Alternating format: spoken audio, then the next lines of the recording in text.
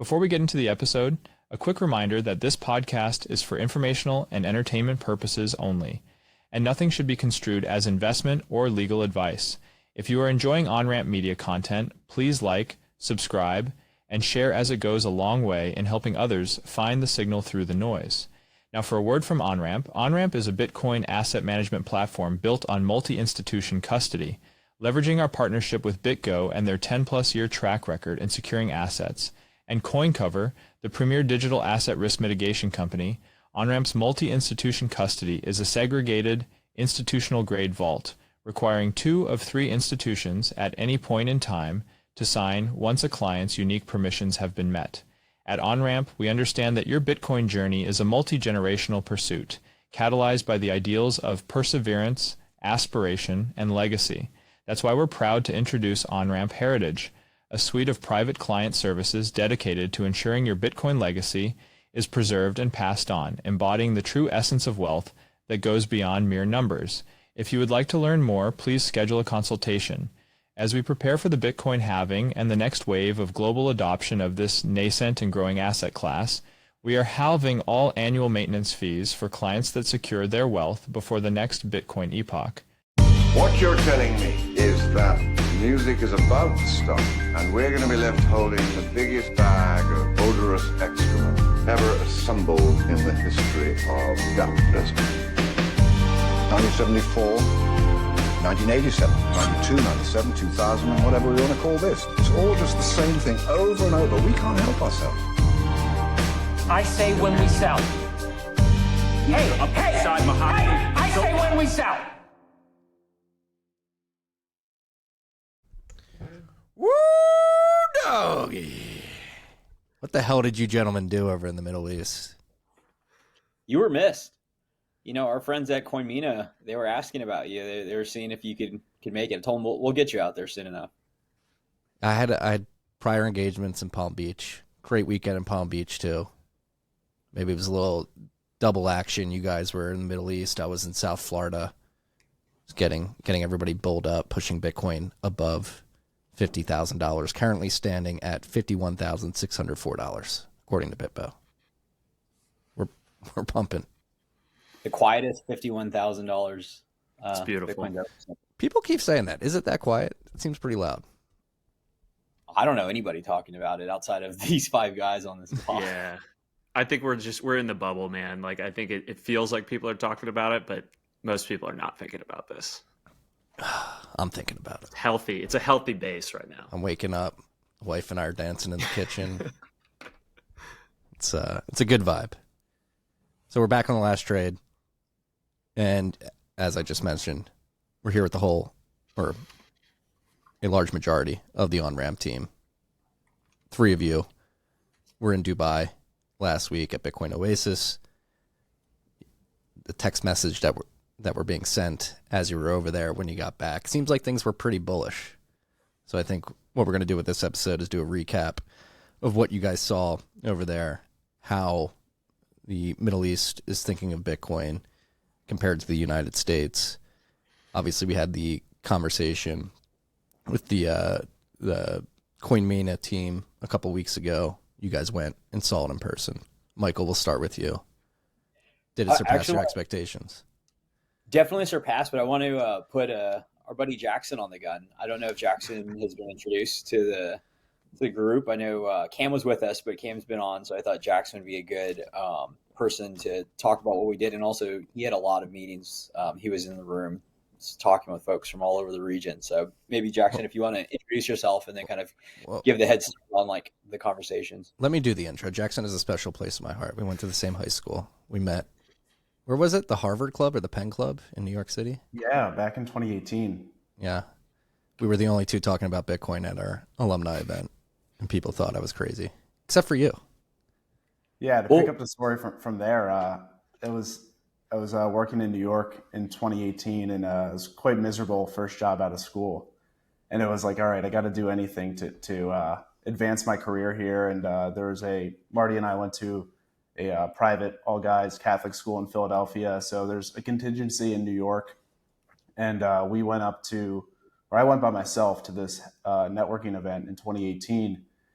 like I said, I was really at the time I was working at BNY Mellon, really just not thrilled about what I was doing, and I needed to figure out any way possible to get my foot in the door at a new firm and meeting the right people. So I went to this networking event by myself and met Marty there. Like I said, I was by myself. Marty was having a good time with a couple of I think guys from his grade. But at the time I owned a little bit of Bitcoin. It was maybe like a couple $100. I was fresh out of school, so I didn't have a lot of money anyway. And Marty, I think you were just starting TFTC or the newsletter and the podcast. I'm not entirely sure where you're at with it at the time, but you pretty much set me straight. You're like, stop focusing on the crypto and shitcoin stuff, and check out. I think it was maybe VJ Boyapati's article at the time was one of the few pieces out there that was Bitcoin only, and really took a historical view on sound money and Bitcoin, and then piece by piece started following along there. I ended up going down the CFA route for a bit, so I passed the first part of that. It was kind of the best way to advance my career in the fiat world. So I ended up moving over to another firm, Stifel, did alternative investment research there, covered hedge funds and private assets, so private equity, credit, and real estate. Did that for a bit, and then actually joined a smaller startup firm that was focused on agricultural investments in the U.S. It was really direct connecting accredited investors to investment opportunities in the U.S. A lot of permanent crops, so that'd be like vineyards, nut trees, apple trees, etc. I was really the first sales hire there, helped scale the firm quite a bit, raised a decent bit of money into our funds and our private placements. And then, really have just been a Bitcoiner all along. Like Marty said, we met back in 2018, and over time, the conviction's grown quite a bit. 2020 was very eye-opening in many ways in terms of fiscal, monetary, and just everything going on in the world. So started to get more convicted at that point. It was like 2017, 18, 19. I was just kind of dabbling, trying to figure out what was going on. And then really the past 3 years have been really focused in on Bitcoin only and trying to figure out a way to break into the industry, and couldn't have found a better place to land at Onramp. Really excited about what we're doing here. Yeah, they put some special stuff in that water down there, Marty. I'm concerned about Philadelphia and some of the videos you see on Twitter, but then hearing about, guys like both of you coming from there. But sometimes, we got to contain the Jackson has a little Jackson Jones in him, and so we got to push it down real deep. Hey, Philadelphia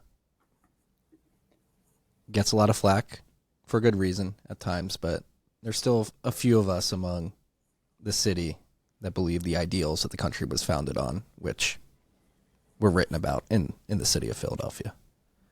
The revolutionary spirit of Philadelphia will reemerge. I think it'll be because of people like Jackson and myself. I think it has to. It's like, going into the UAE stuff now in Dubai is just incredible being there, right? It's, I walk around the city of Philadelphia. It's crumbling in many ways. There's obviously a lot of people here who still believe in the values of the country and in the city, and love the historical aspect of it. But I will say it's quite sad what's going on here, and it's really eye-opening to go somewhere like Dubai and just see really how prosperous the city is. And it is in many ways like something worth striving to in a city like Philadelphia or New York. It's pretty incredible. I mean, I think the guys will chime in, but my experience being there for a week was eye-opening. It was, kind of inspiring, the amount of people who, 2 weeks out just like wanted to take a meeting, and the amount of meetings that we all had, between the four of us that were there was quite surprising. I mean, everyone wants to do business. They want to hear the story about Bitcoin. They want to know what we do specifically. How does it differ from crypto? And it's quite a stark contrast compared to the attitude generally in the U.S., but maybe more so in New York and Philadelphia, the Northeast, kind of like the fiat hub of the world. Yeah, I think. Oh, good. Yeah, I was just going to echo some of that. I mean, it was my first time in Dubai.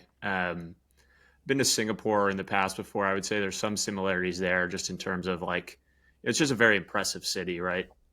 Sort of came up out of nowhere over the past like 10 to 20 years, similar to Singapore. And it's just, America used to be thought of as this melting pot. And to me, it's like these are the modern day melting pots, the Dubais and the Singapores of the world. And to Jackson's point, it's just that there was sort of a palpable difference in attitude and perspective about what we were doing at Onramp, but also just broadly in terms of like innovation and technology and people wanting to do business and be productive. So it was very refreshing in that sense, just to see this city that was just buzzing with people wanting to collaborate and learn about what we were doing at Onramp. And, even if there wasn't a direct way that they could work with us, they were, ready and willing to introduce us to people that might be interested. And so just a super refreshing city to be in, and really just met a lot of great people, potential strategic partners, potential clients.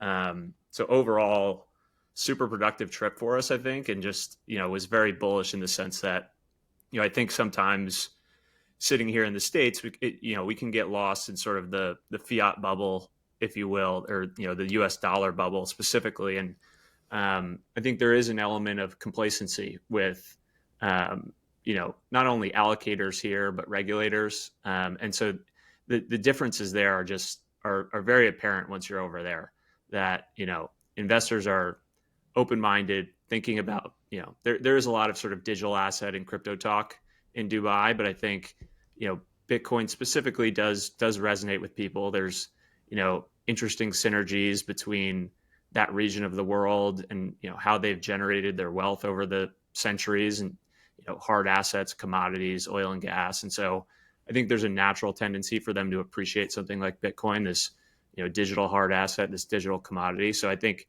it was just interesting to see sort of that dichotomy between, what we're familiar with on a day-to-day basis and going somewhere halfway across the world that just has a different outlook on things and is just generally more open-minded to what we're trying to do here. Yeah.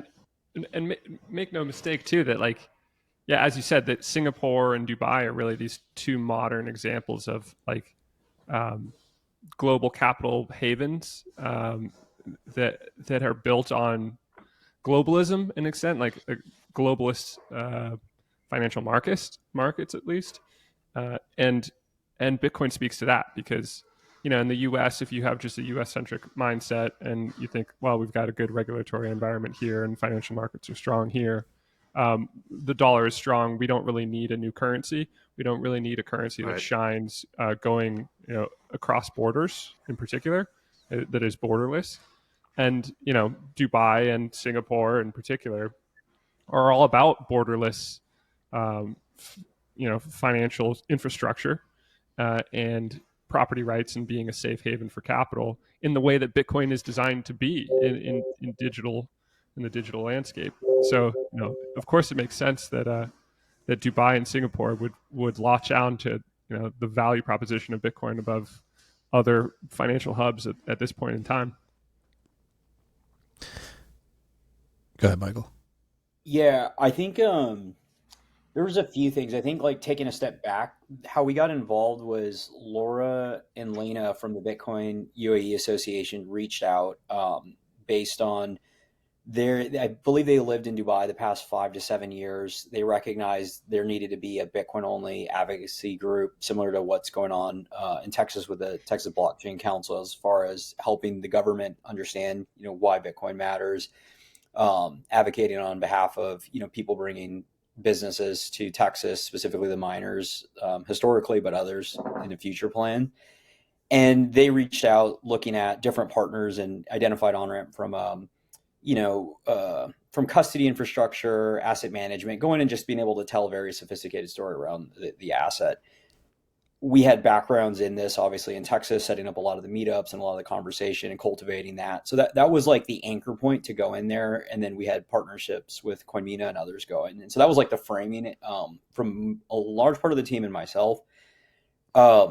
Getting there, initially, you look around, and because we live in the States, it's like, this place is pretty cool, but it looks very similar to the States. Obviously, people wear different things. There's different customs.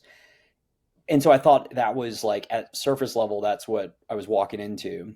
But then on the back half, after all the conversations, I started to realize that it's just starting. Like we caught this in the upswing, in the sense of I guess first to go back to Bitcoin and crypto, I realized like halfway through the trip that it was the most sophisticated crypto place on the planet Earth. And what I mean by that is they had a lot of understanding of like infrastructure. They were doing quote unquote interesting things around stable coins.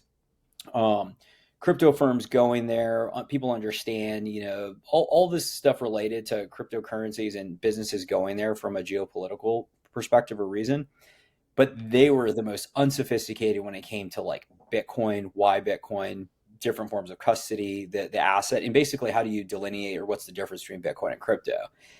And that was really eye-opening because I think living in the West, and as you start going east, it's very different from like a market perspective. On here in the West, we at least have, or specifically in the US, Bitcoin only firms that people recognize as Bitcoin only. So you can go there if you want to send somebody to learn about the asset, if you're looking to invest, if you're looking for multisig, custody, education, starting off on your journey, you send somebody to Cash App or a River or wherever it might be. There's nothing like that there.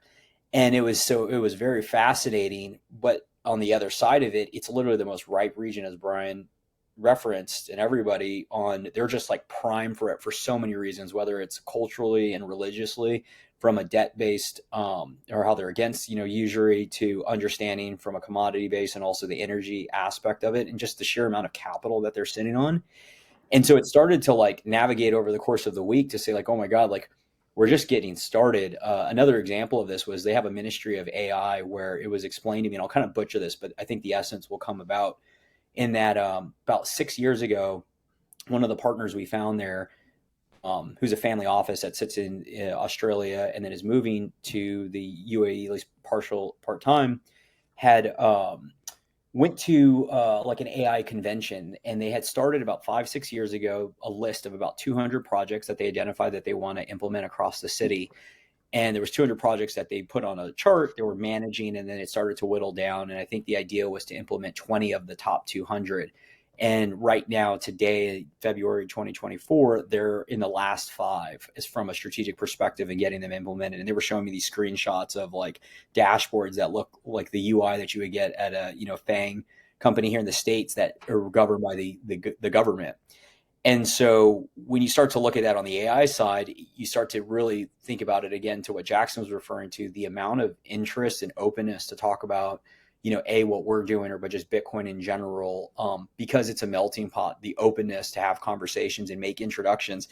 Throughout the course of that week, we started to like loop back around to other people we were talking to that reference that we had already been there or they knew of that individual. So it's still small enough where the same people are kind of working on similar things. But it's incredibly exciting. We'll talk about throughout this podcast, but there's going to be a lot of opportunity, and anybody that's on the Bitcoin side, it's ever looking over there, it's just ripe for kind of like education and delivering services to a part of the world that's historically been a lot. As you go further east, it's all crypto all the way to Singapore. Yeah, one thing I thought that was particularly interesting was kind of leading up to it, doing prospecting and trying to find out who we'd be meeting with while we were in the UAE. I noticed that a lot of people on LinkedIn use the term blockchain specifically, rather than digital assets, crypto, or Bitcoin.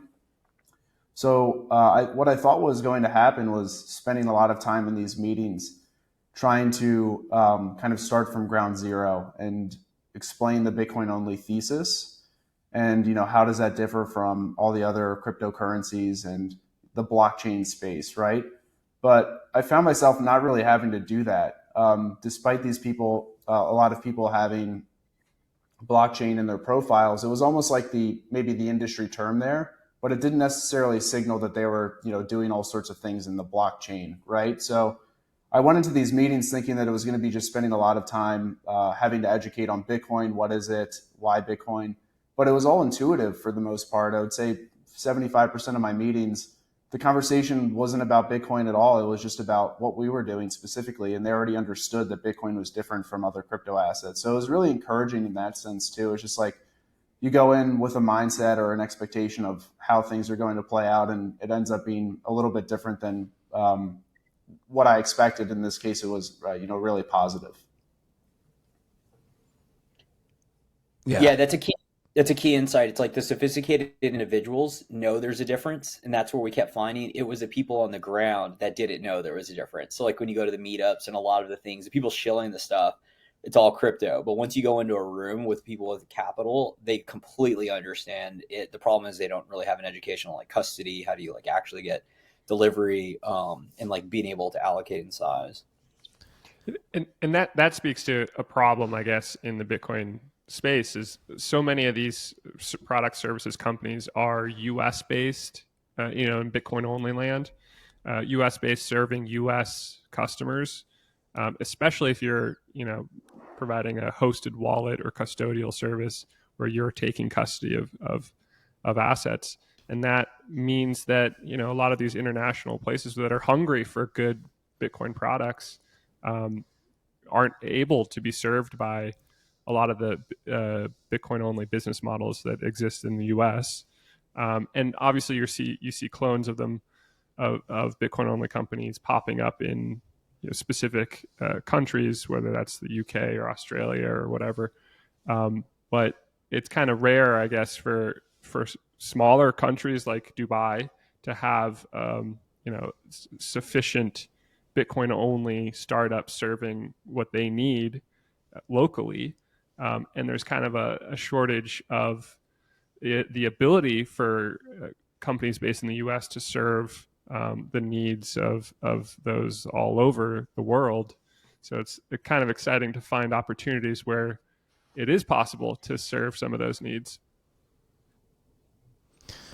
And with all this context in mind, I think the vibe that I've gotten is, despite the fact that they may not be as far up the learning curve as we may have expected individuals in the Middle East to be, do you think that they'll be quick to jump on this opportunity now that they've had the seed planted in their mind? Like you're talking about custody very smartly. Like it seems like they get it intuitively now.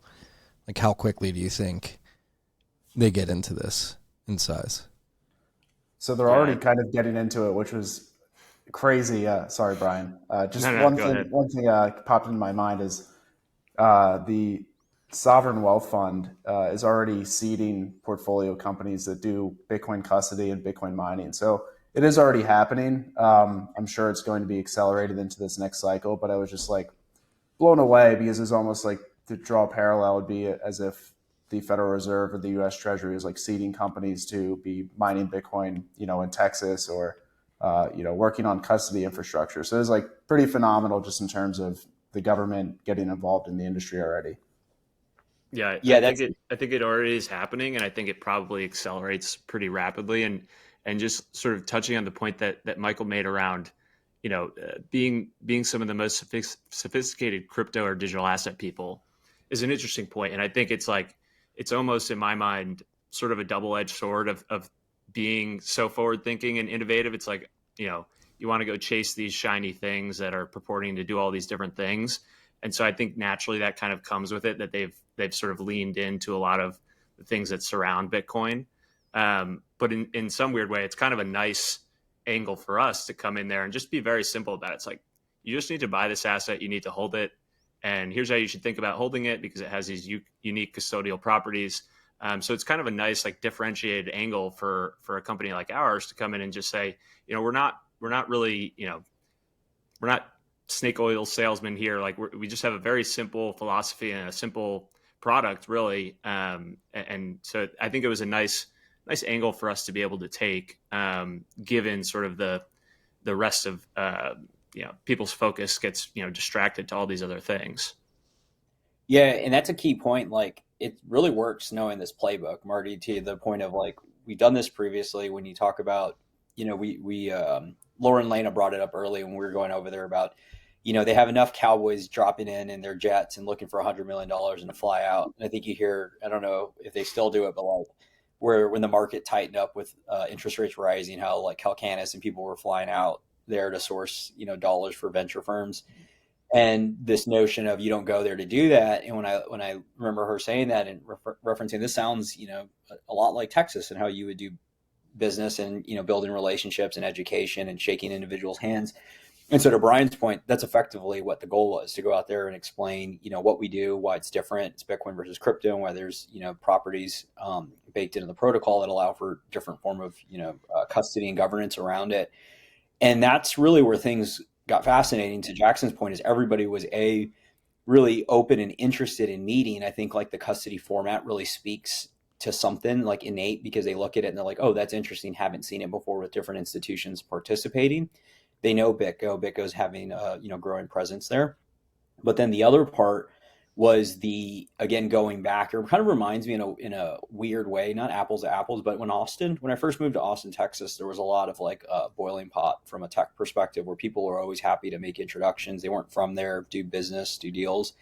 And it was similar in that sense, minus all the homeless people on the streets. But and the interest in like making introductions and saying like, hey, like, you should talk to this individual or this, sovereign fund that's tied to the central bank in this country, because that would make the most sense for them to participate in this. Because part of our goal or going out there was, showing that we do have an interest in investing in that region. And that's what they're looking for. There's really good podcasts out there. Maybe drop them in the show notes, or if anybody reaches out, that really talks about, there's like the two terms like greenfield and brownfield, where like a brownfield will be like a multinational that goes to the country or the region and saying like, hey, we want to, leverage your infrastructure, and we're going to, expand our product there. And then there's greenfield, where you go in and invest in the country and then build up your business from the ground up. And so a lot of that came about where there's a lot of interest from, sovereigns to participate in these quorums. And in the last part and all of that was, we found out that like a week before SBF and FTX blew up, he was there trying to, extract some capital to get himself out of whatever position they were in.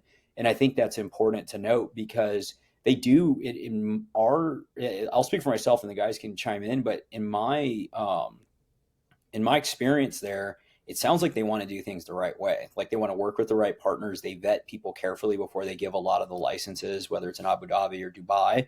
And so they're really looking for people looking to build long-term sustainable businesses. And what we know about this custody structure and what we know about the different ways you can get rugged, I feel like it's the most compelling story for them to participate, to protect their like individuals that live in these countries and the people that are looking at, it's a top 5 capital market, I believe, in the world. So if people are going to go there, they're looking for the advantages to be domiciled there. Well, then if you're going to be holding Bitcoin, it should be done in a way that is, transparent and part of what we do. So that was another one of the last like pieces that were really positive when we were about to leave.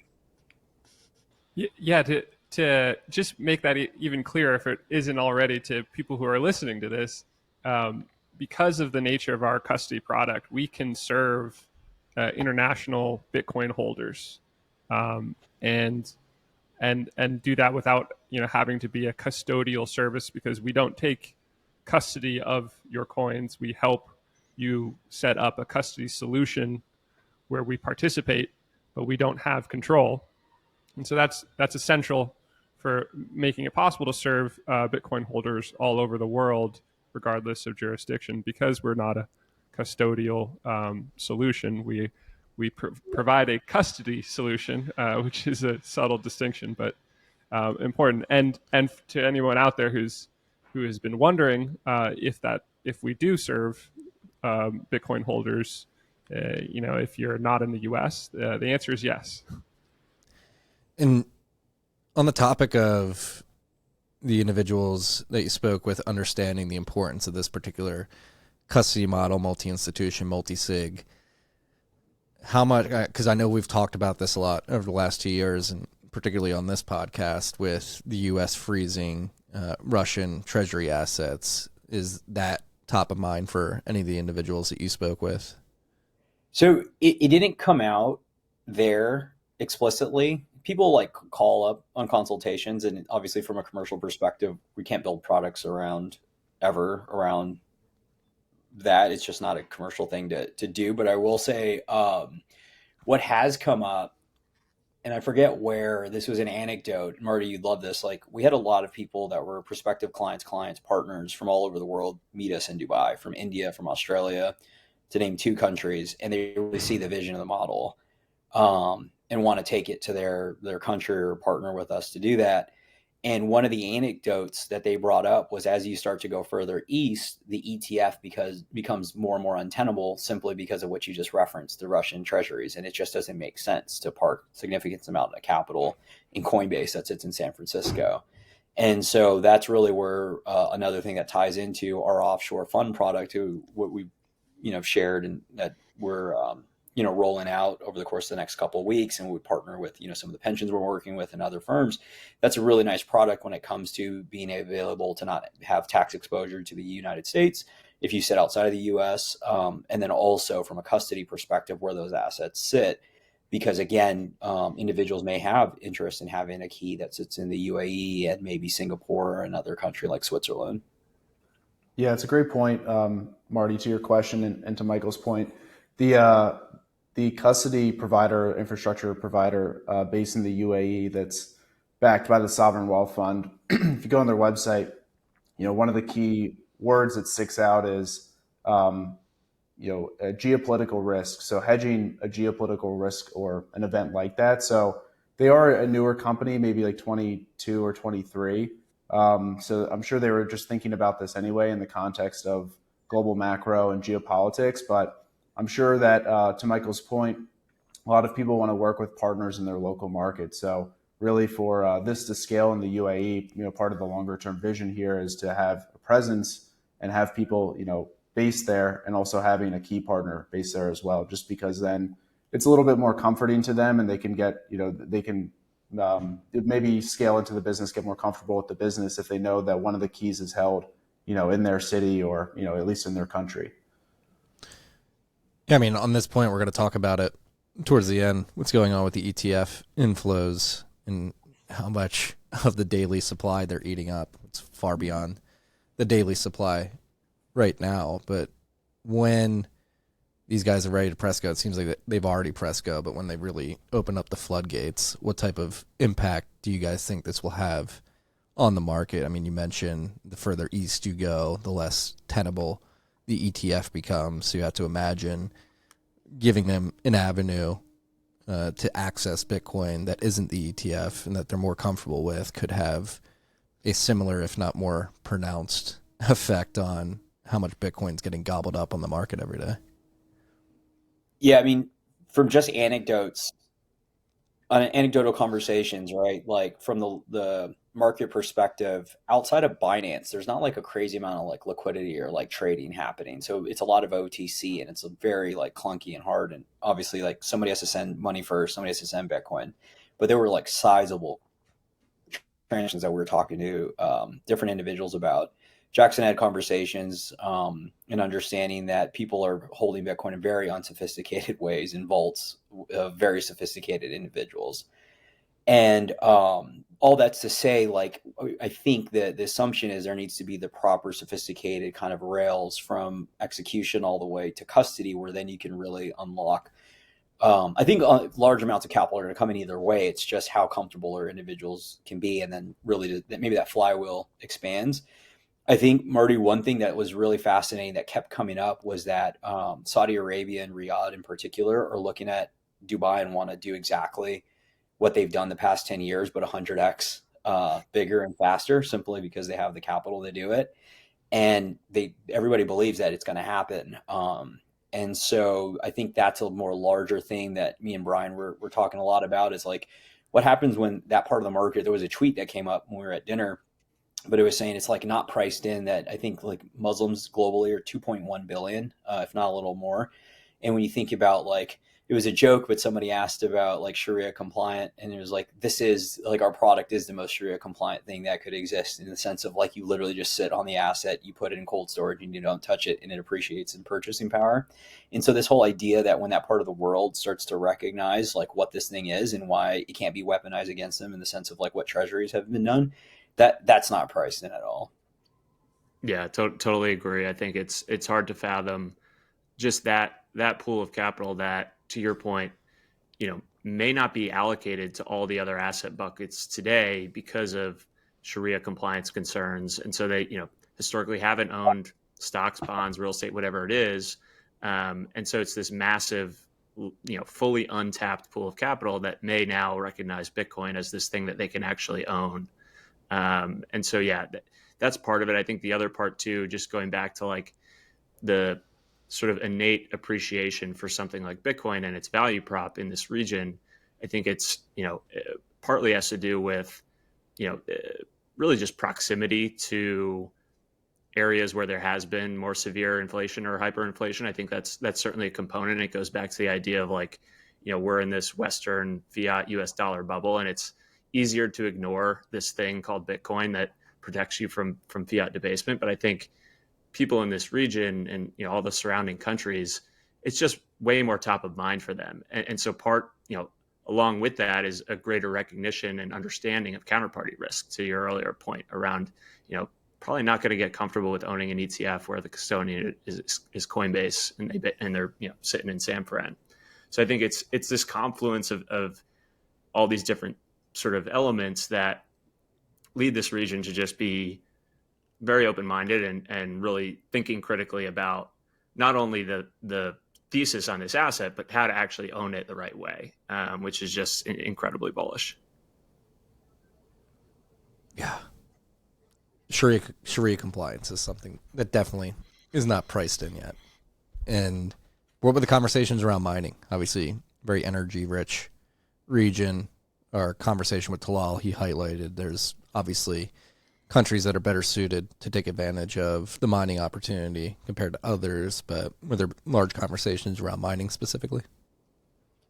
I think that goes back to the Abu Dhabi sovereign wealth fund that's investing in them. And I believe because of the way that a lot of the investments are structured, when you go into the region, you file applications. So it's not like, I don't know. I mean, I'm sure people are off-grid mining like in the moonshine way that's done in the States that aren't like actually registered. But I the way that it was described, I feel like it's less, simply because they're open to it. They're just in the there's obviously like it's a better tax climate for something like that. But it was referenced more Abu Dhabi because Dubai, it's my understanding that they don't have any oil or very little. And that's really where they kind of made their mark on the financial market side, where Abu Dhabi's where the oil sits. I believe out of the seven kingdoms, it's either the second or first most oil rich. And so that's really where, like, I believe Marathon and other firms are. But yeah, there's a large, I think Oman and one other country that's up in the GCC was referenced. I can't think of the other one. Obviously Saudi Arabia. The problem with Saudi Arabia, I think, is they don't have any publicly said mining yet. They're still like, I think, like the innovation there and like what they're going to allow and what they're not. And I guess maybe we can dive into more topics if you guys want to about the week, but I think the last thing that I want to touch on before we head to ETF news here in the States is should the West more broadly be worried about the competition that's coming? It is sort of funny that we've, in the US, in the West, we've sort of been lulled to sleep about like, oh, Bitcoin's this cool technology. I think Brian did a great job of talking about how this is more top of mind. This is more relevant, salient to people outside of the US in particular, where the dollar's strong. And so we have been lulled to sleep into thinking like, oh, this is great technology. It'll catch on eventually. And we in the US are frankly closer to tech innovation and hear about these things sooner. I think that's just the reality of how tech works because of the US's pole position in terms of tech innovation. The innovation happens here, and then it eventually percolates out to the rest of the world. But in percolating out to the rest of the world, Bitcoin finds hungry adoption. It matters more sooner, is more relevant to people outside of the US. And I don't think that that's like priced into how we think Bitcoin adoption is going to go. Like Bitcoin adoption for the first 15 years has really been like tech innovators in the US and in the West and in China seeing the potential of this thing way before it has real like traction and mainstream applicability and speculating early. that's been the entire history of Bitcoin adoption to date. And now I think we're entering this era of like greater access to Bitcoin everywhere in the world. And the people who will most readily adopt it are people in like Argentina or Turkey, or in regions where they're wary of foreign exchange reserves being seized because of what happened to Russia with being cut off the SWIFT and having their foreign exchange reserves seized by the G7. And so that, I think that's the next 15 years is we're going to be surprised, us like complacent folks in the US who have thought that Bitcoin is wonderful technology that'll eventually catch on, by how it will be taken up now because of the imminent value proposition of it in an era where where the U.S. Can cut off people's foreign exchange reserves. We're going to see nation state adoption, not in the U.S., not in the G7. It's going to be everywhere else first, and that happens in this next decade. Yeah, for Jesse not being there, that was literally like the most eloquent way to describe what's happening. Because if we know Bitcoin, it's all incentives. And they've created an infrastructure to bring people in there, to not tax and kill them, like to provide resources for growth, to open up channels of commerce globally. Like they literally are setting themselves up, and you're seeing talent go there. So you can start to see exactly how this forms into the point of you need the first 15 years where innovation, quote unquote, happens in the West. But then what's happening is now people are going for different reasons. And I think about this stuff like water. It's why I'm like so bullish on multi-institution, because I just think effectively, like if you're going to be successful, you have to go where the current is going. And realistically, like everything is not actually great there as well. It's the most surveilled country in the world. Like there's a lot of things that aren't positive. But the idea is, if you're from a game theory perspective, you can set up shop there. You can do a lot of things. You can have them hold a key, but they can't rug you and take all your Bitcoin. And that's really where, you start thinking about long-standing, how do you build incentive models and infrastructure around ways that distribute risk where you don't have a single point of failure, whether it's your personal life and being domiciled there, or your assets being sitting at a single custodian. They're both one of the same things of like, you're going where the puck's heading, and you don't want to be in a place that's taxing you 40%, looking to seize your funds, hate you because you're doing something that like is deemed, not ESG friendly, and all the things we know happening in various parts of the world, frankly, not just the US. So that is the key thing. They're setting themselves up to be welcoming. They're taking care of people and business that goes there, and it's just like starting to accelerate. And then Saudi Arabia is looking at them, and they're like, well, why don't we do this? Like, we're sitting here. There's just been this macro tailwind the past 10 to 20 years of diversification from, oil for a number of reasons. And so they're like, well, why don't we bring in country or companies to co-invest alongside them and then also get out into the market? So yeah, it's going to be a crazy next 15 years globally. Yeah. And to both of your points, Jesse and Michael, the word that stuck out to me is complacency. And it's a very complacent attitude here in the US.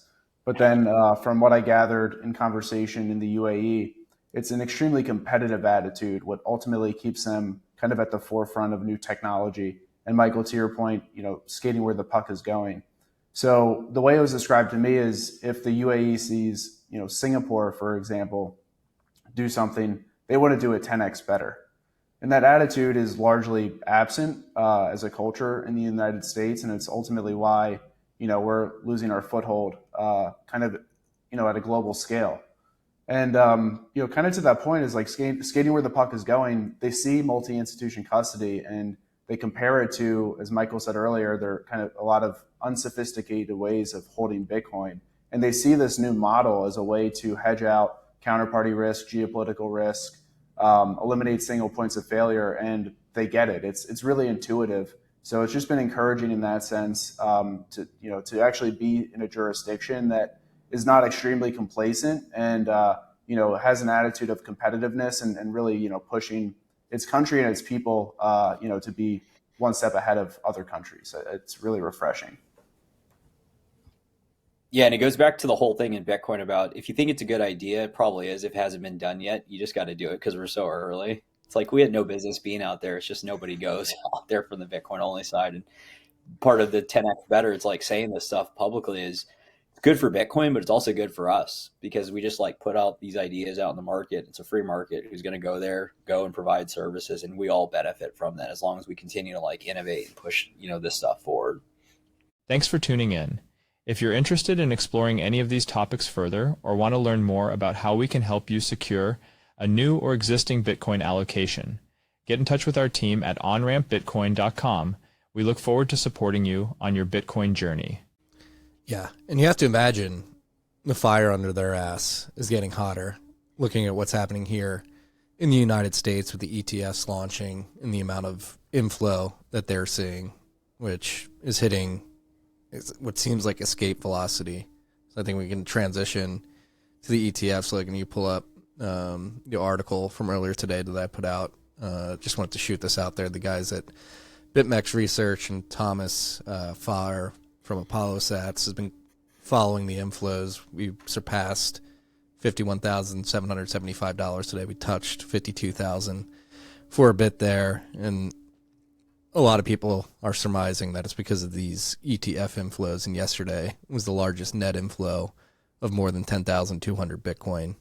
So it's all-time high inflow in Bitcoin and dollar terms, obviously, since we're higher than what we were when we launched the ETFs. And what's happening here, Jesse? I mean, this is the most successful ETF launch across the board. I think BlackRock's ETF surpassed GLD in trade volume yesterday and daily volume. Is it happening? Yeah, this is a smash hit in terms of ETFs, unprecedented smash hit. I think it's already, in my opinion, it's already eclipsed what I expected by this point. I was sort of cautioning people that when the ETFs launch, there'll probably be like a small sell the news event where we'll go down for a little bit, and then the real sustained continuous inflow of demand from the ETFs will matter over the next year plus into the future. But that's already happening at a scale that I think has certainly surprised me. I mean, the last 4 trading days, we've been averaging 9,000 Bitcoin per day of demand, net demand flowing into the ETFs, 9,000 Bitcoin per day in an era where right now we're mining 900 Bitcoin per day. So there's 900 Bitcoin being issued every single day, and 10 times that amount of demand coming in from just one demand source. That's these ETFs. So that's not even accounting for sat stackers or people accumulating coins outside of ETFs. 10x the current supply issuance from just ETFs, and that is 2 months in advance of the halving, when obviously the supply issuance gets cut in half. If we're sustaining this level of average daily net inflows to the ETFs of 9,000 Bitcoin per day, that would mean that in 2 months we suddenly go to 20x the demand from ETFs versus the amount that's being issued through Bitcoin mining every single day, which will be dropped to 450 Bitcoin per day. That's insane. Really what's happening here is that when a halving occurs, typically the day before the halving, you, all else equal, have established a supply demand price equilibrium, where the amount of sat stacking that's going on every day is equal to, in dollar terms, is equal to the amount of Bitcoin value being mined every day. So, supply and demand are in balance. Then the day after the halving, suddenly there's half as much supply being created, just as much demand, all else equal. So now you have a situation where there's 2x the demand versus the supply that's now being created. And that accumulates over time. That shortage of supply accumulates as a supply shock over the ensuing 12 to 18 months and causes our parabolic rallies as that eats through the available for sale supply that sits on exchanges, and suddenly there's no coins available to be had, and the price starts to go up faster and faster. as buyers have to bid for more coins, and they have to raise their bids in order to find more supply. That's the supply shock that happens after every halving, and that's because of a 2x, right? And right now we're seeing a 10x from just one demand source, and that's the scale of what's going on right now. So it's pulling forward a bull market into the here and now, so long as this ETF inflow continues at the rate that it's been achieving, which has actually been picking up over the last couple of weeks. So we might be entering just a period where, because of the ETFs and making it so much more accessible to put capital into Bitcoin, we're going to keep seeing hundreds of millions of dollars flowing into Bitcoin every day on average for who knows how long. And that could cause a hell of a bull market in a short space of time, because it's so much greater than the typical supply shock that we see after a halving. Yeah, it's been insane. That was a great summary. But I've found it funny just in sort of the first few weeks of these things being live. Like, you did see like mainstream media articles saying like, oh, this is a flop. It's like, no, by all measures, by all accounts, these are the most successful ETFs ever launched. And to Jesse's point, like, the last 4 or 5 trading days have been absurd, in particular. And if this is sustained in any way, you're going to start seeing this have a material impact on the spot price. And obviously, in the first couple of weeks of it being live, you had various sort of factors at play, like people rotating out of GBTC, and there was also likely a sort of preparation on the side of the issuers in terms of negotiating with OTC desks and sort of having a lot of Bitcoin ready to be used to create new units of these things. And I think ultimately we know where this is all headed, that those OTC desks sooner or later run out of Bitcoin and they have to go source it in the open market. And that's when you see a more direct relationship between these flows and spot market Bitcoin price. And so I think it's been funny to see some of the narrative around like just people not grasping what's going on here. And also, to Jesse's other point around the halving, it's like, it's right around the corner. This thing goes from 10x to 20x potentially in terms of demand versus supply each day.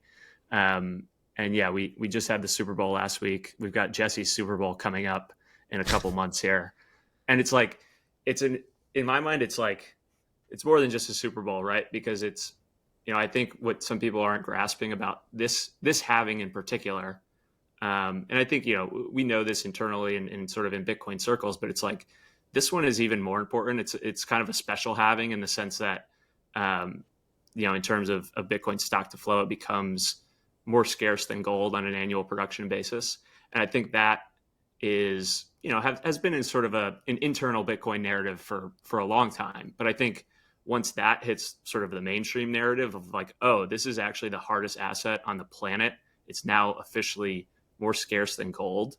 I think that has a profound effect on sort of, whatever FOMO is going on around that time. And so you combine that with these ETF flows, if they can be sustained, might see some fireworks. Yeah, that 3.125 and whatever the stock to flow gets updated just seems insanely scarce when somebody's external looking at like, how much is getting made daily? Yeah. To Brian's point there, like, I think if the whole entire world understood Bitcoin, the price of Bitcoin, the total value of Bitcoin would right now be at or significantly larger than gold, just based on the stock to flow comparison of it. But if Bitcoin didn't have greater functionality than gold does, currently its value should match. Oh, this is great. Yeah. So Logan just pulled up. I saw this tweet today too of people are dumping gold ETFs and buying Bitcoin ETFs, largely meaning baby boomers with large stock portfolios are shifting allocation away from gold and towards Bitcoin, which is exactly what you want to see. It also speaks to the narrative of Bitcoin is fulfilling what the gold bugs have always thought was possible or should happen in terms of sound money. They just had the wrong one because gold has its Achilles heel of centralization and its vulnerability to paper gold manipulation in the markets. and Bitcoin is come the hour, come the asset of Bitcoin for sound money in the digital era. It's so I think that right now Bitcoin should be worth what gold is or higher, which is $500,000 per Bitcoin. It's just that only a tiny portion of the world has learned what Bitcoin is, and so only a tiny portion of the world has appropriately valued Bitcoin in their portfolio. Which isn't to say that Bitcoin doesn't have that value. It's just that the world hasn't caught on to what this thing is and how it fits into the global asset landscape. And what's incredible about it too is that it doesn't stay where it's at, which right now 1.8% per year supply issuance for Bitcoin. Gold has historically averaged 1.5 to 2% per year of new supply issuance from mining. And in 2 months, it drops to 0.9%, making it twice as good as gold.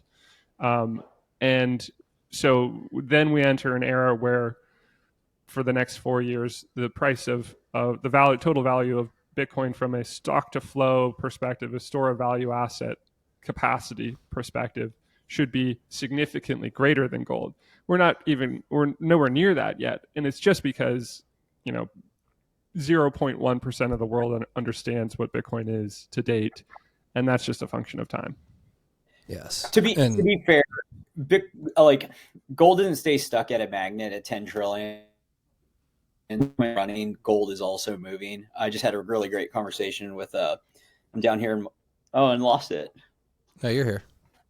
Oh, gold ATMs are coming around the world. I was meeting with the founder, Drew, from down here, the oldest and largest Bitcoin ATM, Bitstop. And we were having this conversation yesterday around this narrative of when Bitcoin goes up, especially if it's going up to anywhere near 10 trillion, then there's narratives around sound money and all the things associated. And so I think we see it's a lot longer of a burn when the price goes, say $500,000, $10 trillion market cap. Gold has gone up to $15 to $20 million or whatever. But I think the point still stands. It's a better form of money.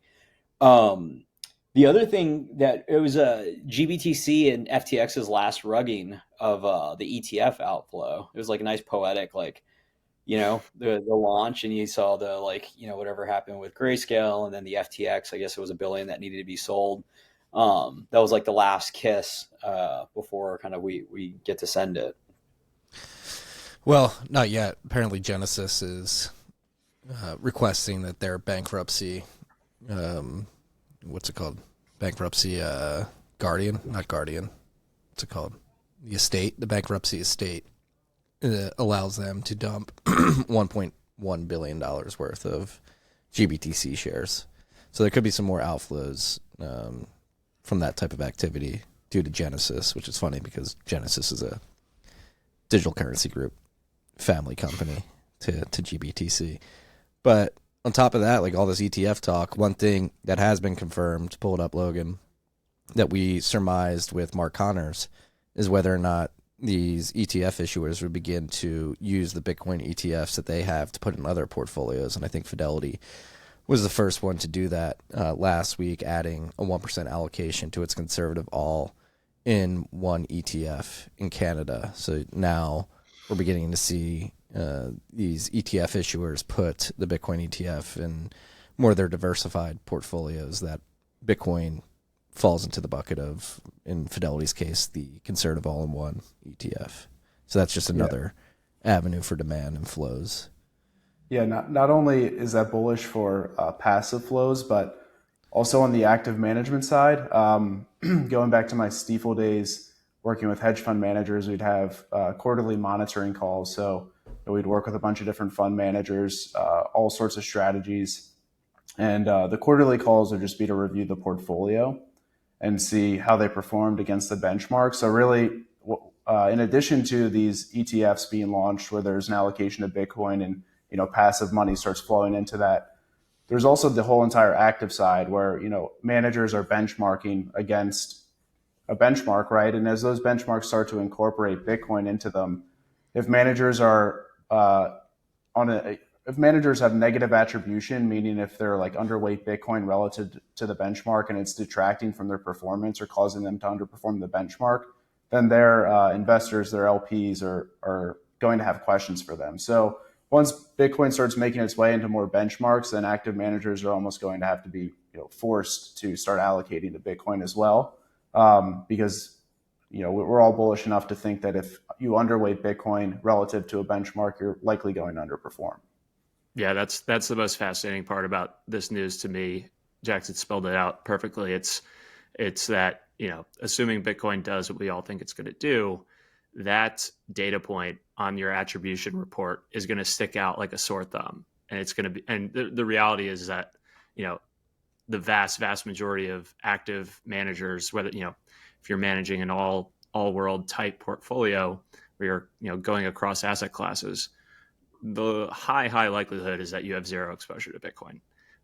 So that is going to stick out on your attribution report if Bitcoin does what we think it does this year, as the main contributing factor to why you underperformed that benchmark. And so it's going to spark a conversation. Why isn't this in your portfolio? This is the main reason we're underperforming. What's your thesis? Why don't you own this thing?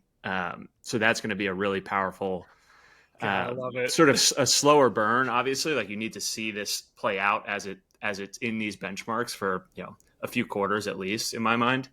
But once that starts happening, it's like it forces the conversation, and it becomes very apparent that this is the best performing asset of all time. And why if the benchmark has it, why don't you have it? You have to at least have an equal weight.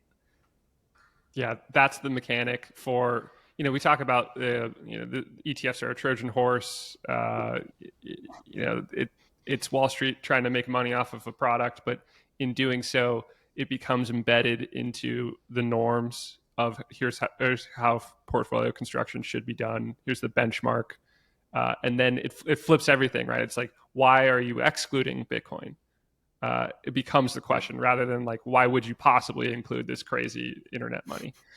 And just with that, like switch, just a binary switch there, that's the seed for completely changing the broader societal stance on Bitcoin's place in a portfolio. That trickles down into, your wealth managers talking to families about here's what you should have in your portfolio. And then that trickles in, that spreads into every conversation at every country club about, how people's portfolios are doing in the current climate and how Bitcoin is outperforming. And that through this viral process of people talking to people turns into Bitcoin being a standard, like a pillar of everyone's portfolio into the next 15 years. Marty, do you ever pinch yourself like starting? Are we saying super cycle? Are we saying super cycle here? Is this what is happening right now? I'll take the opposite on that. Of like, this just sets up the exact mechanics for the next bubble. Bitcoin's entire history is a series of bubbles where people get too excited, it goes too high, and then the bubble pops, and then people get too bearish at the bottom. In particular, people who are in their first cycle get shaken out at the bottom and sell at the exact wrong time. And we're going to see that just at the next level here. We're like, maybe we go to 250 and crash very painfully to 70,000. Like that might be what we're in for over the next 4 years. I think that's right. It's probably a little muted because of the passive inflows, but still the same. And then it goes back to like, even though the halving amount of Bitcoin issuance is less, you still end up with the same cycle because you're reducing the amount of demand or supply versus the amount of demand, and the dollar amount's what's changing. I don't know, boys.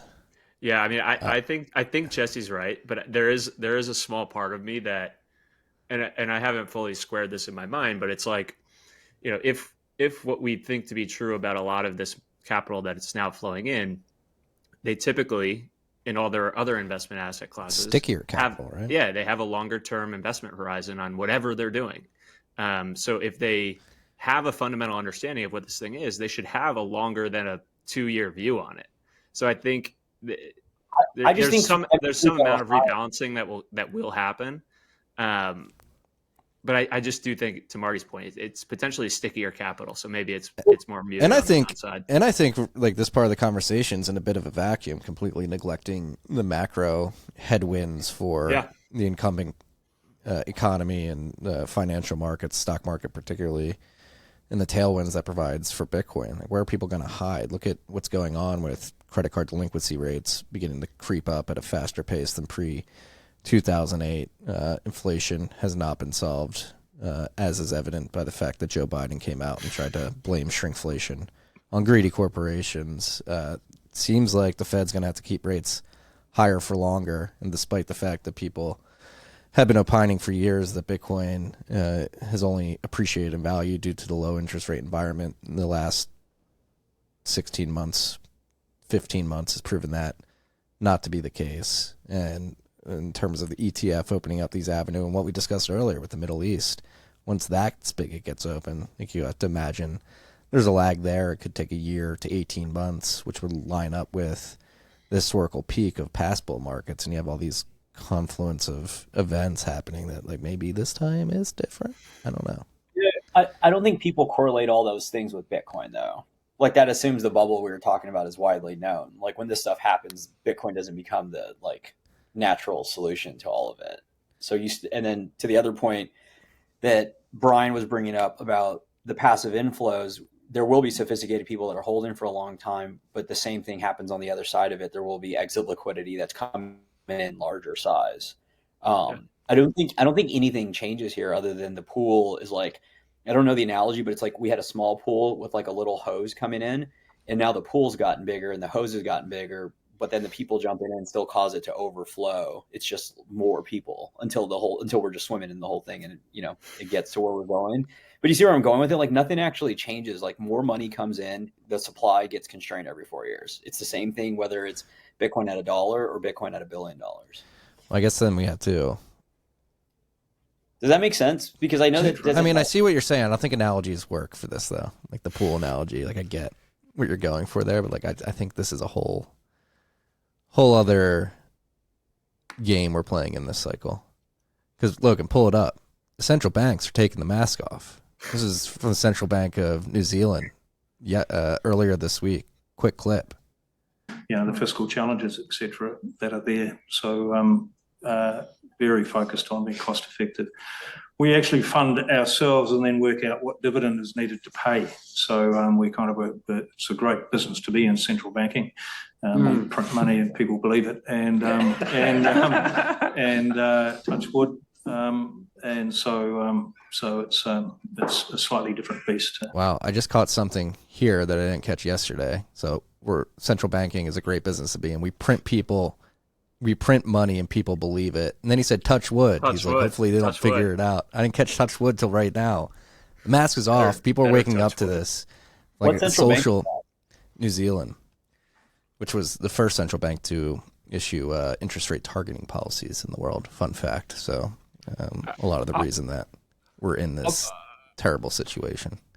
I'll be a little generous to these guys. Like, to me, this speaks to they're just so deep in it, they truly believe it. Like, they truly believe that this is how things should work, can work, and it's reasonable. And that's why he's making a joke and not realizing how incendiary the underlying subject matter really is. He's touching wood, but again, I wrote this in the newsletter yesterday. It gets completely. We'll pull up this clip, a little 2-minute clip. We got clips on clips on clips here. But it's completely analogous, not, even though I just said that analogies are not apt. I think it is. It really is that scene in The Big Short where they're down in Florida talking to the mortgage brokers, asking them like what they're doing. And we'll watch the clip after this, but like in this clip, like you're talking, like they're the central bankers in this. They're like, yeah, we don't care. Like, we're exhibiting moral hazard because the incentives put in front of us are to shovel these people into subprime mortgages. We get $10K a pop. Similarly, with the central banker, it's we are incentivized to engage in moral hazard because of the way this system works, the way we've erected it. So we're going to print money, we're going to make money from it, And knock on wood, hopefully the people don't catch on to it. And post 2008, I think people really caught on to the systemic nature of the housing crisis. And I don't think that's been fixed, but I think what the central banks are doing is obviously a layer below everything that happened in 2008. And people are really going to wake up to this. And as we know, where debt is, like they have to print more money. And people, I think this is the point I'm trying to get at is I think we're approaching, I don't want to say it, it's not QAnon related, but the Great Awakening where people basically understand like, oh shit, these people are not good actors in the economy. Well, that's why he's knocking on wood, right? Yeah. Like that's the nefarious part of that clip is that he's knocking on wood. Which is demon summoning. Marty didn't know that, but hey, so the point in taking the other side, it's good to talk this out. I don't think this is anywhere remotely the case, simply because if we go back to the people that were crypto sophisticated, like talk to people setting up the CBDC, or not CBDCs, it might as well be, but like the stable coins in the UAE, like Bitcoin might as well be like dead tech. Like it's a dead rock. Like there's all this stuff happening. The point of just sharing that is like, those are the people theoretically should be closest to what you're describing on like thinking about like it's so far removed that the Fed, the central banks have lost control. Inflation's a thing. They don't believe it to be a problem. Well, they can not believe it to be a problem, but it is a problem. That is no, I agree. It's just that when it runs, they're not going to be like Bitcoin's the solution is the point. Yeah. This kind of goes back successful. to, for folks who haven't read it, When Money Dies is this incredible compilation of little anecdotes and vignettes, really, from Weimar Germany, and like what happened and like what unfolded when money died, when fiat hyperinflation took hold there. And what is so heartbreaking about a lot of that, a lot of those stories there is like that people just didn't wake up. Like it took, like gold was there in front of them as the lifeboat. And for the most part, people didn't realize, like, instead it actually went the other way of like people who put their money in stock markets saw great nominal returns, like, and thought that they were getting rich. And so you pour more money into the stock market rather than like realizing what's happening is it's a melt up because the currency is becoming debased at a faster and faster rate. And you really need to just get out of the system and put money into your value into sound money in gold at the time. And so there's all these examples of people like speculating even harder and then getting more wrecked eventually because of the volatility that comes from, that kind of debasement, volatility up to the upside, but also to the downside, wrecking people. So, like in history, when this happens, people don't really wake up. It's really only in hindsight when stability is found in the thing that emerges from the ashes. That's what I'm saying. The hindsight may be on the other side of this cycle, because are we in the melt up phase right now? Logan, pull it up. Look at this chart. Have you guys been paying attention to video? Like in a lot of these other tech stocks? I just saw the CEO. I think he referenced proof of stake. Why waste that energy? Why waste? Yeah. The idiots are in control. Like, are we in the melt up phase right now? I think we are. Yeah, to both of your points that we are, and it's like I saw something on LinkedIn yesterday, and it's someone who, on paper is very intelligent and could be very, well intelligent than everyone in this call right now, but it's like he shows a map of the United States and it shows property values and how they've increased since the second or third quarter of 2020.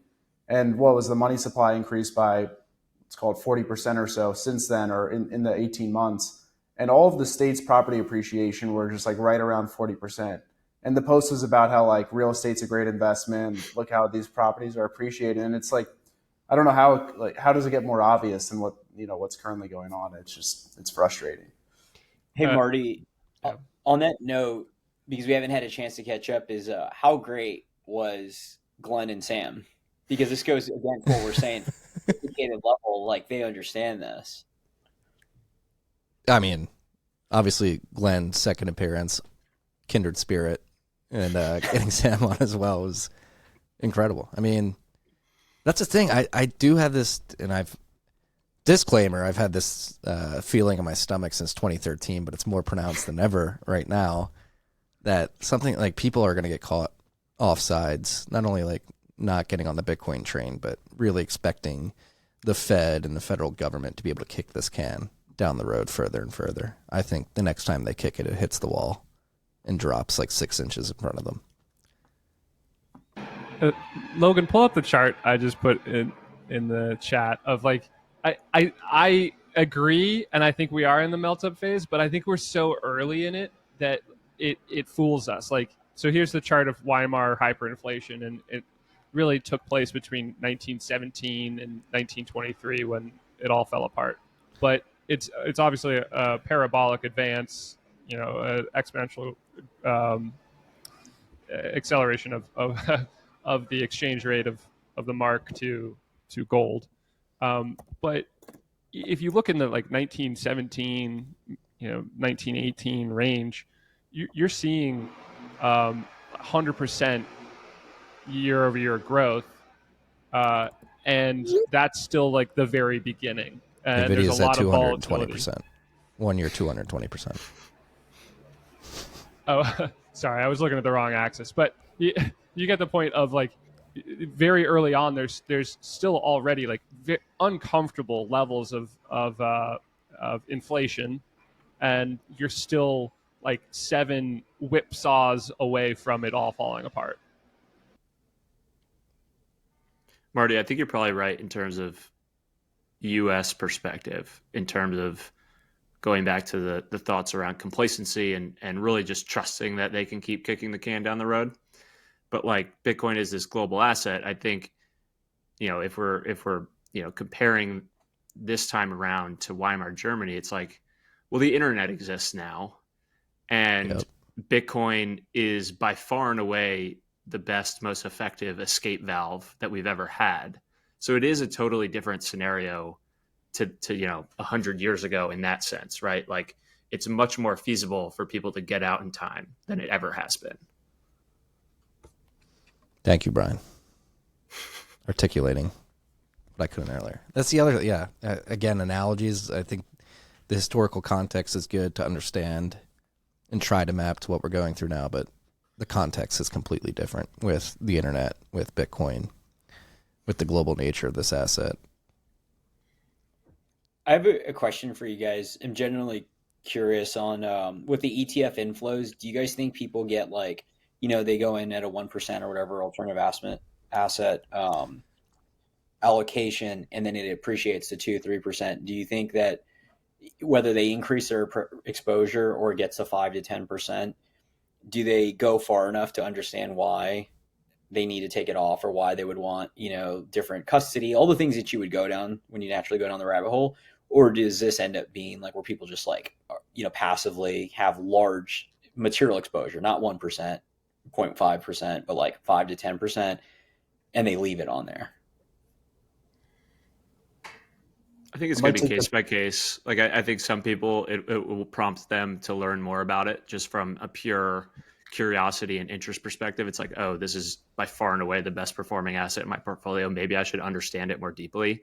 And if they do that, then yeah, maybe they take it out of the ETFs, or if not, maybe if they don't even go to that extent, it's like their next buy, like their next allocation is something that's outside of the ETF, whether it's self-custody or something like Onramp. But I do think it's just going to be case by case, because it's like comes down to the person or the investment committee, the allocator themselves, looking themselves in the mirror and saying like, should I understand the best performing asset in my portfolio a little bit better? Well, to compare to equities, right? Like equities have been de facto savings vehicle for people in the U.S. for several decades now, and I think it's still quite a minority of people who even think about why that is, right? Why am I just funneling my retirement into the S&P 500, which is predominantly a handful of companies driving the performance? Why do I do that? And it's not like a lot of people aren't thinking past that point in terms of, the money is broken and I'm using this as, an alternative or a store of value. So I don't know, maybe it's a little pessimistic, but I think the majority of people that buy the ETF are probably not going to go, fully down the rabbit hole and understand the complexities of Bitcoin, the true nature of it, just because a lot of people haven't even gone to the point of understanding why are they, putting their 401k or, their brokerage account into the S&P 500 or another passive ETF. I'm a little more optimistic in the sense of the people that do understand it have taken their dollars out of the equity markets, like the 5 people on this pod, and that people that once they learn a little bit about it or have material exposure because it's money, they have to like figure it out, because it's just like, if they don't, then they can lose it all. But we'll see. It's something I've just been thinking a lot about, of like, people get their exposure and then it's obviously going to increase, or they're going to increase, willingly, independent of price appreciation. And then what threshold does it get where you start to look at it more deeply than a number on a screen? And I think it's naturally, just because it's money and it's very different than anything else, you have a like intimate relationship with it. You start to look at like, what is this thing? Because it keeps increasing. And now you end up at this other side of it where you're, going down the rabbit hole. Yeah. I mean, and look at the data. We're up 131% over the last year, over the last 12 months, and 70% of the supply has not moved in over a year. Obviously, probably not the institutions we're talking about in this context, looking at their portfolio go up significantly and not rebalancing, but they are competing with these hardened holders as well, which that's a whole, because the Bitcoin market, the holders that are in now, I think really get it, as is evidenced by that HODL wave stat, 70% holding for a year or longer. I think a lot of people that are already in are not giving up their sats anytime soon. Yeah, and we saw this previously with the GBTC holders. As part of like the impetus of Onramp on the Bitcoin trust, is that people realized they didn't like it to be in the trust, and then to sell, they had the taxable event, and then that wasn't even the problem for a lot of people. It was getting out of the market for that 2 weeks, because you have to sell, then you have to wait for the dollars to roll over to your bank account, and then you have to wait for the dollars to roll back over to execute. And then that timing, especially in a bull run, really pisses people off, because it can be the difference between having 10 to 20%, if not more, less Bitcoin. And so that's another like just data point on, you get exposure, but then you wake up and you're like, wait, this is a shitty product. So I think, and again, I don't know what the number is in percentage from all. Obviously, it's definitely not it's not a large percentage, but that was also more, I guess it wasn't a retail product, but there wasn't a lot of institutions. That was the only version, but there weren't a lot in 2017, 2020 versus what's coming now. I'm bullish. We're bullish on all of you. Maybe not Brian, but what do you guys think? Anything else we should touch on before we wrap up here? We'll be back in the desert soon. Jackson's going back in a couple of weeks. We'll be back there in April. Hopefully we get Jesse along with us. Yeah, we got some big stuff planned in April. Can't name names, but big firms that we'll be doing some events. We're going to take Bitcoin to the desert, and there'll be maybe crypto things going on, but we will own the Bitcoin side of it. So very high signal stuff happening in April. Thank you, gentlemen. We need the Bitcoin only message getting out there. You see, these societies have been built up over millennia. They don't deserve to get rugged by the disgusting people in crypto. We need to save them. We need to bring them in, show them the light. Yeah. That was actually a big learning, Marty, that I don't know if you've thought about deeply, is like they kind of do a disservice when you offer crypto, like, and you're trying to like navigate to Bitcoin, because at best you can just like, it's a sprinkle of like casino versus just saying one thing, and you go there and you explain why one's valuable, the other isn't. And then you can just give a whole, like, it's multidisciplinary, right? People come at it from different angles. So you can like help architect in their brain why this is an asset that's not 1%, but 5 or 10%. It's just, they're like doing themselves a disservice and they don't even realize it. It's something like, it just started like being out there and realizing it's like they're trying to get like, there's ETF providers that are out there shilling everything. And it's like, guys, all your inflows, all your custody is Bitcoin. Why wouldn't you just focus on that? Because at best you're just shilling, trash. Cryptocurrency. Yeah, just trash cryptocurrency, which because like the idea as an institutional investor, if you see all this on a website or what you're doing, then at best you're like, well, why would I take a meaningful position in Bitcoin, because what about these other things? Like, what if they're the next Bitcoin? So you like rug yourself on the allocation side versus just like having a stance. And it's funny because it's the most, all these people, whether it's custody or liquidity, is all Bitcoin, like majority is 80 to 90%. And it's funny because every time we say we're Bitcoin only, to very sophisticated people that are in crypto, they're like, oh, that's real smart. Really? Yeah, I was on a call with an ETF provider. I won't name who. That basically said, "MI multi-institutions bulletproof." Like, it's just the reality of like, you have to, you know, you got to get in strides. Like, it's still early. You know, it was also that it would melt brains. So you know, that kind of sends a signal of how early we are. But make no mistake, like if all this stuff works out, which we all believe it will, like multi-institution will be the standard for how ETFs will be distributed globally. It's just from again flow of water. You can't have large amounts of Bitcoin sitting with a single entity. Yeah. It's common sense. Gentlemen, it's been a pleasure. Jesse, go yell at the people working on your house. I know you're looking to do that right now. I'm kidding. Jesse's a kind homeowner. He's good to his subcontractors. It's true. Brian Jackson. It's great to have you guys on. We'll be back next week.